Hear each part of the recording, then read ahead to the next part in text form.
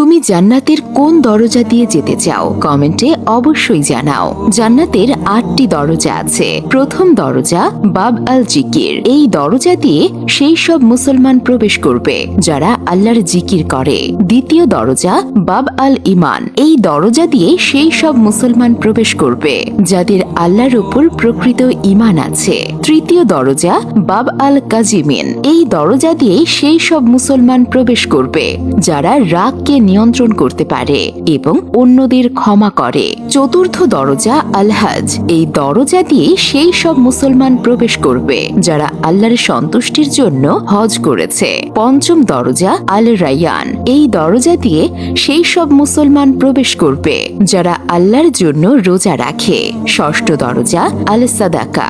এই দরজা দিয়ে সেই সব মুসলমান প্রবেশ করবে যারা আল্লাহ তাআলার সন্তুষ্টির জন্য দান খয়রাত করে।